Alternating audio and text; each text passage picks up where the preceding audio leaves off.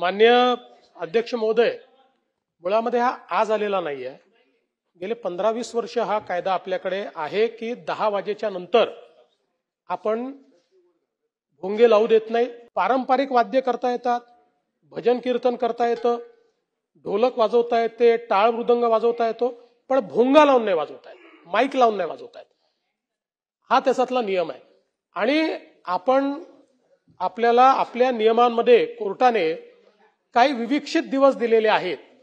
जसं आपल्याला माहिती आहे की आपण गणपतीत 4 दिवस अलाव करतो, नवरात्रीत काही दिवस अलाव करतो, डॉक्टर बाबासाहेब आंबेडकरांच्या जयंतीला अलाव करतो, 25 डिसेंबरला क्रिसमसला अलाव करतो. असे काही दिवस आहेत की ज्या दिवशी 12 वाजेपर्यंत भोंगे वापरण्याची परवानगी आहे. 12 नंतर ही परवानगी नाही. पण जर हे बंदिस्त अशा ठिकाणी जर होत असेल तर त्या ठिकाणी अधिकची परवानगी देता येते. ती परवानगी आपण देतो. ओपन मध्ये याच्या पाठीमागचा हेतू एवढाच आहे की आजूबाजूच्या लोकांना त्रास होऊ नये.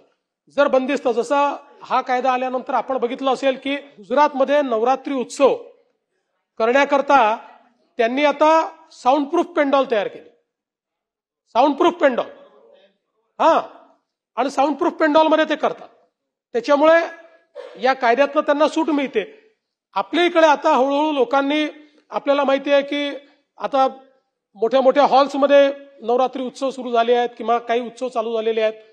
पण शेवटी देशाकरता कायदा झालेला आहे. त्याच्यामुळे मला कितीही त्या संदर्भात सिंपती असली तरी देखील मी गृहमंत्री म्हणून कायद्याचंच पालन करू शकतो. कायद्याच्या पलीकडे तर जाऊ शकत नाही. आणि म्हणून आपण जी भावना व्यक्त केली आहे त्या भावनेशी मी समरस आहे. पण कायद्याने मला तसं वागता येत नाही, हा माझा प्रॉब्लेम.